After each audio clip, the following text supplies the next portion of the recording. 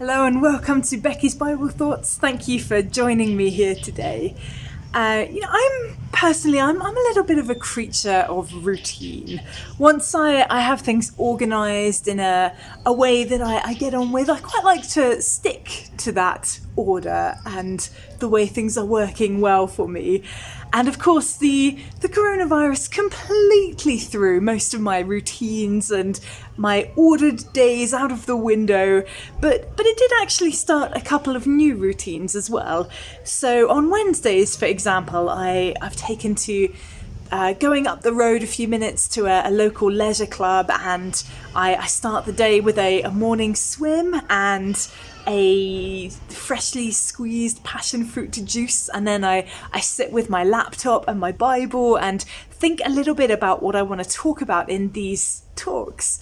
It's pretty good routine. I've been quite enjoying it actually, but the only problem is that we have recently entered a very, very rainy time here in Kampala. You wouldn't know it today with this lovely sunshine. But it has been pretty wet. There was an enormous storm last night. And the swimming pool that I use up the road is an outdoor swimming pool. So when it's absolutely throwing it down with torrential rain, it's not the best facility for swimming. And I know you're wet anyway, but still, it's cold when it's raining. This one particular Wednesday, it felt really cold. I had my socks on and a jacket on, and I kept thinking to myself that it was going to rain itself out by the time that I would get up to the club. But it didn't. It was still raining when I got there. And so I found myself a seat, and I sat and looked a little bit mournfully at the swimming pool and at that routine of mine, which seemed to be dissolving in that rain that had no intention whatsoever of stopping. And in my head, I told myself, it's okay.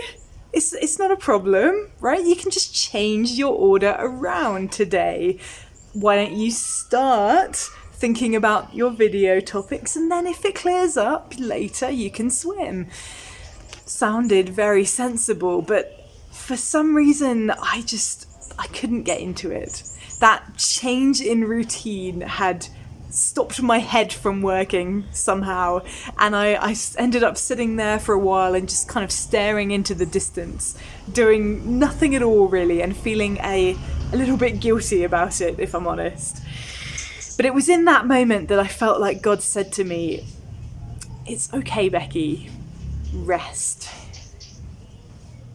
Now, I think the reason that I was actually struggling to work that day was not so much to do with the messed up routine as it was the fact that I was just overly exhausted that week.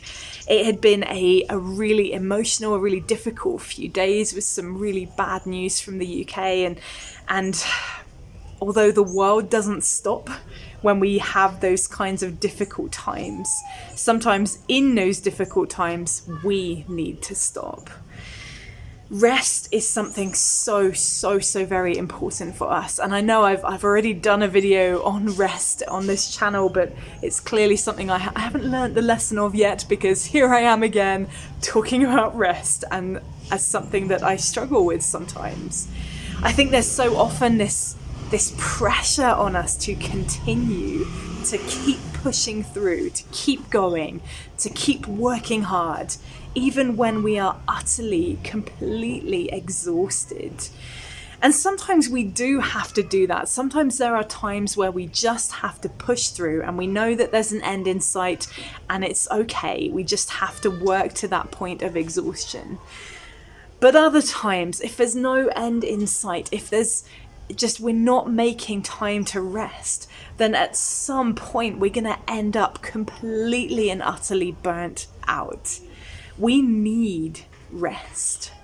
And God knew how important rest would be for us. It's something that is weaved into the fabric of the Bible, all the way from his taking a day out of creation for rest.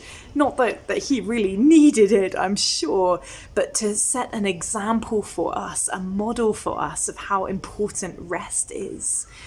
So much of the Old Testament talks about this Sabbath rest requirement, which was an incredibly strict law there, because without it, God knew that his people would have that same tendency that we have today to just keep on going. All the way through to the New Testament and finding rest in Jesus. Now, I just love how the Message paraphrase of the Bible puts Matthew 11, verses 28 to 30. It says, "Are you tired, worn out, burned out on religion? Come to me, get away with me, and you'll recover your life. I'll show you how to take a real rest. Walk with me and work with me. Watch how I do it. Learn the unforced rhythms of grace. I won't lay anything heavy or ill-fitting on you.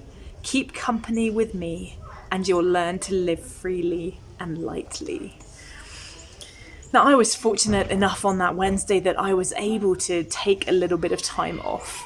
I'd packed a book in my bag so I could sit with my juice and just watching the birds and watching the rain and reading and just enjoying that time without having to do anything. But sometimes that kind of a day isn't possible. But even so, we still need the restoration that only rest can bring. And we find that rest, even if we only have a few moments, we find that rest in Jesus. Come to me, get away with me, and you'll recover your life. I'll show you how to take a real rest. That is some great advice right here. If you're reaching that point where you don't know how you can continue anymore, where you feel just exhausted all of the time and you're struggling to find the motivation to do anything, then go to him, get away with him, and you will recover that spark in your life. Take some time out with him and he will teach you the importance of rest. He will show you what it really means. Because this taking time for rest, it doesn't mean that we step out of our lives. It doesn't mean that I was going to spend the rest of my days sitting by that pool and drinking juice. But I needed that moment of refreshing with God. Keep company with me and you'll learn to live freely and lightly. Jesus said it's not living. It's just reprioritizing and refocusing and refreshing in him so that we're ready to live that life.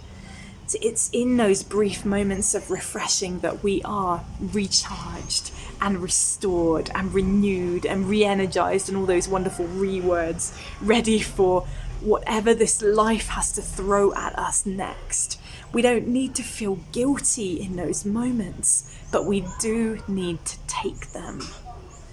I'm fairly convinced that the rain was so heavy that morning to teach me that lesson and to hopefully, pass that on to you as well. Why not take a moment today, even now, and just ask Jesus to step into your heart, to restore you, even if you only have a few seconds today. Thank you so much for joining me. I'll be back on Monday with a new video, so I will see you then.